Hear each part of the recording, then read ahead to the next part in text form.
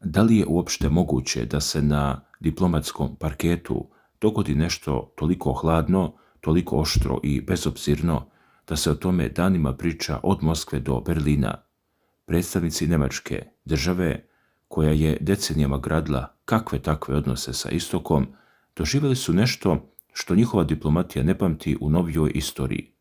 Zamislite scenu u samom srcu ruske diplomatije, gdje se lome koplja i gdje svaki pokret tela nosi poruku težu od 1000 reči. Nemački ambasador, čovjek sa diplomatskim imunitetom i titulom, pruža ruku očekujući protokolarni pozdrav, ali umjesto toga nailazi na zid, na apsolutni ledeni zid. Portparolka ruskog ministarstva spoljnih poslova Marija Zaharova povlači potez koji je odjeknuo jače od bilo kakve zvanične note. Izbjegavanje stiska ruke pred kamerama i zvaničnicima nije bila slučajnost, niti protokolarna greška. Bio je to direktan šamar zapadnoj politici izveden tako javno i tako proračunato da je nemačka delegacija ostala u potpunom šoku. Šta se zapravo krije iza ovog nezapamćenog skandala i kako je običan sastanak pretvoren u istorijski presedan, priča je koja ogoljava do srži trenutne odnose velikih sila. I tu dolazimo do ključne stvari.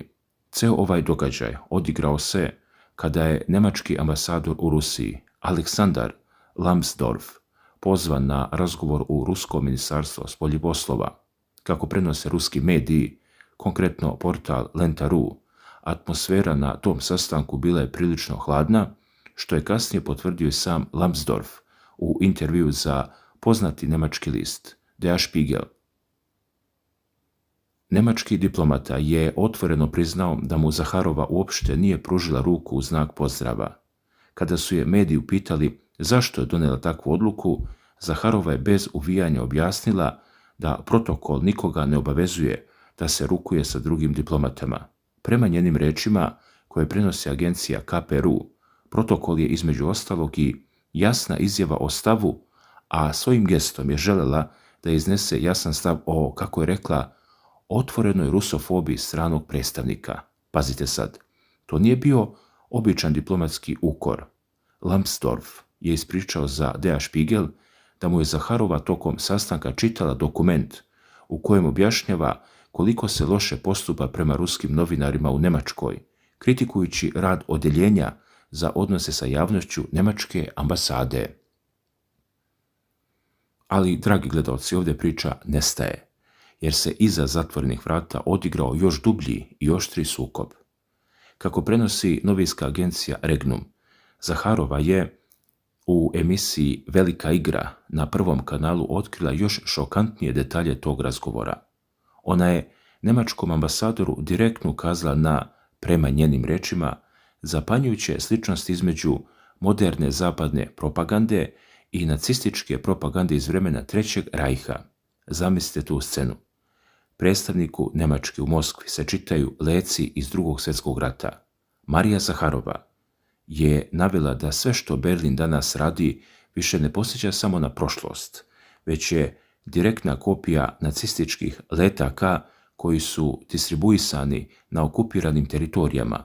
Kako prenosi Regnum, ambasador Lambsdorff je zatečeno reagovao, pitajući kako se ruska strana uopšte usuđuje da pravi takva poređenja.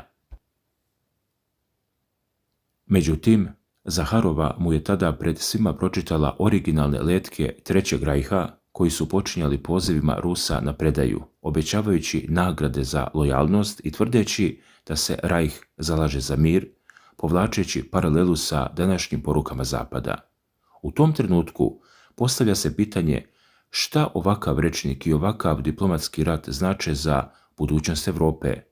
Da stvar bude još napetija, u junu se oglasio i Ralf Niemeyer, šef Njemačkog Veća za ustav i suverenitet, koji je, kako prenosi agencija Regnum, izjavio da zapadni lideri bukvalno kopiraju Treći rajh u nastojanju da unište Rusiju, ali da će na kraju doživjeti isti krah, tvrdi.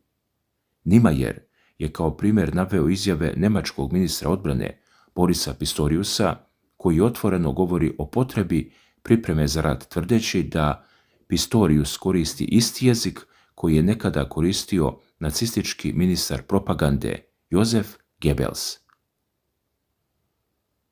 Ljudi, sa druge strane, Rusko ministarstvo spoljnih poslova je zvanično saopštilo da je ambasador Lambsdorff završio svoju diplomatsku misiju i da se vraća kući u svom ličnom automobilu. Oprošteni prijem održan je 10. jula u Njemačkoj ambasadi, a Zaharova je njegov odlazak ispratila rečima da je uzalud potrošio vreme na svoje funkciji, jer Rusija od njega nikada nije čula poziv na mir ili pregovore.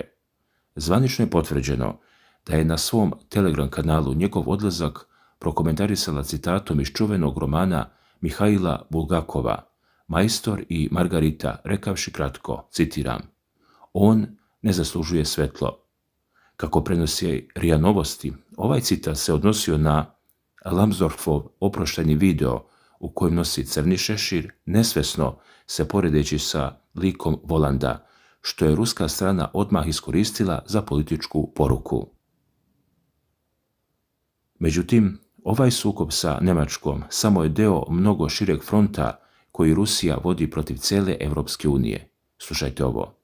Situacija se dodatno zaoštrila 17. jula, kada je Evropska unija uvela nove, restriktivne mere protiv Rusije, prvi put zvanično koristeći formulaciju zbog udara na Kijev.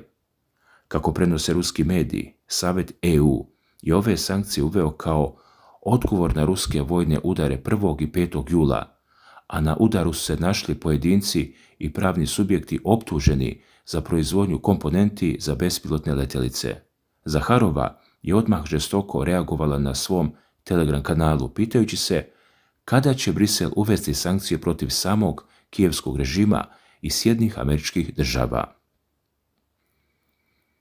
Kako navodi list Rossijskaja gazeta, ona je podsjetila da bi Evropska unija, ako drži do principa, morala da uvede sankcije Kijevu pod formulacijama zbog masovnog ubistva dece u Starobilsku, zbog mučenja zatvorenika, zbog uništenja novinara, kao i zbog dugogodišnjeg granatiranja škola, bolnica i nuklearne elektrane Zaporožje, gde je, kako ona tvrdi, ubijen glavni inženjer Aleksandar Jakovlev.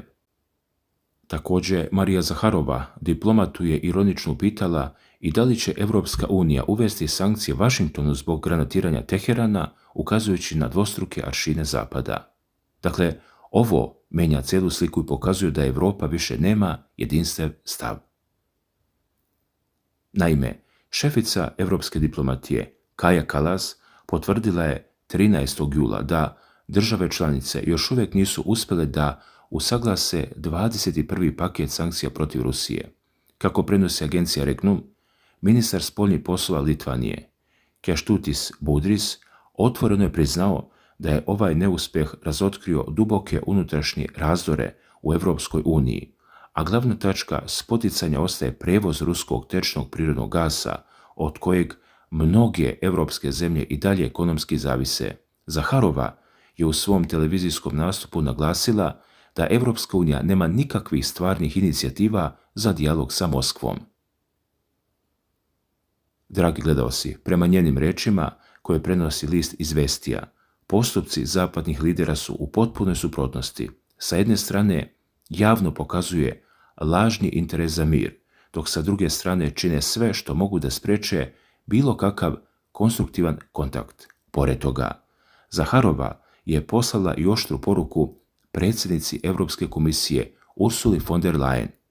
Kako se prenosi, pozivajući se na komsomolskaju pravdu, Zaharova je savjetovala von der Leyen da više uopšte ne dolazi u Kijev, nakon što je šefica Europske administracije 16. jula bila prisiljena da drži brifing iz skloništa u hotelu Intercontinental zbog sirena za vazdušnu opasnost.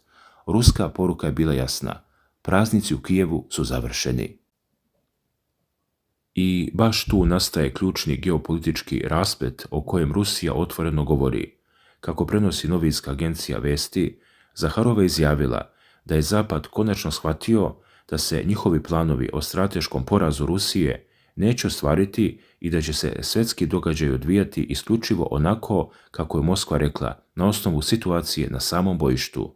U isto vrijeme, Senator Hersonske oblasti Igor Kastjukević iznio je procjenu da ukrajinski predsjednik Volodimir Zelenski više nije potreban svojim zapadnim mentorima i da je postao, kako kaže, politički potrošen materijal koji će uskoro biti odbačen na smetlište istorije.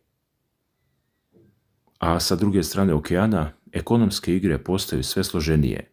Američki politički analitičar Konstantin Blohin ocenio je da američke sankcije imaju skriveni cilj koji se ne tiče samo Moskve.